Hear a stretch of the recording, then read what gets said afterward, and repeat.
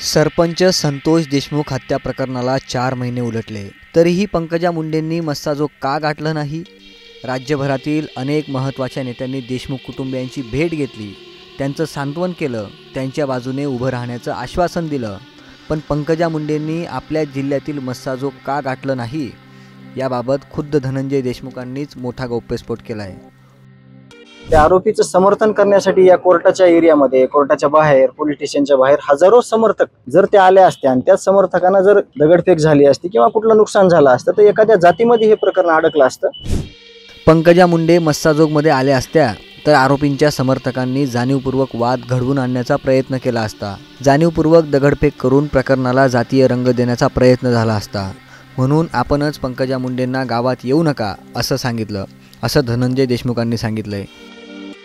ज्या वेळेस ही घटना घडली होती त्याच्या 2-3 दिवसानंतर 12 डिसेंबरला व्हिडिओ कॉल आला होता, परंतु परिस्थिती इथं अशी होती, जे या घटनेतले आरोपी आहेत सगळे, त्या आरोपीचं समर्थन करण्यासाठी या कोर्टाच्या एरियामध्ये, कोर्टाच्या बाहेर, पोलीस स्टेशनच्या बाहेर हजारो समर्थक आरोपींचे हे इथं उपस्थित होते। तसेच जी घटना घडली होती त्या दरम्यान सुद्धा आसपास आमच्या असायचे।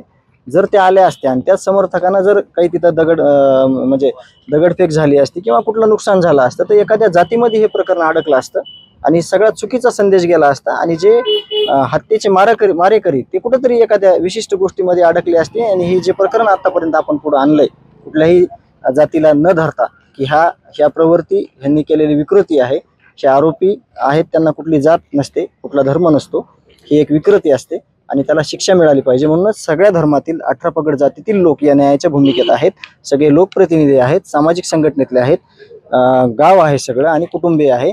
या न्यायाच्या भूमिकेमध्ये आम्हाला इथपर्यंत यायचं होतं, म्हणून आम्हाला ज्या गोष्टी कळत होत्या त्या आम्ही चुकीच्या मार्गाकडे जाण्यापासून टाळलेल्या आहेत। याच कारणामुळे अजूनही पंकजा मुंडेंनी अद्याप मस्साजोग गाठलं नाहीये असं बोललं जातंय। याबाबत पंकजा मुंडेंनीही स्पष्टीकरण दिलं होतं, मला देशमुख कुटुंबानेच येऊ नका असं सांगितलं होतं, असंही त्यांनी माध्यमांना सांगितलं होतं। जर ते आले असते आणि त्याच समर्थकांना जर दगडफेक झाली असती किंवा कुठलं नुकसान झालं असतं तर एखाद्या जातीमध्ये हे प्रकरण अडकलं असतं। सरपंच संतोष देशमुख प्रकरणाला जातीय रंग देण्याचं काम आधीपासूनच सुरू असल्याचा आरोप अनेकांनी केला आहे।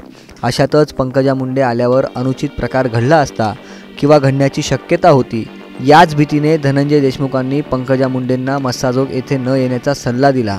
तुम्हाला याबाबत काय वाटतं? उत्तर कमेंट करून नक्की कळवा।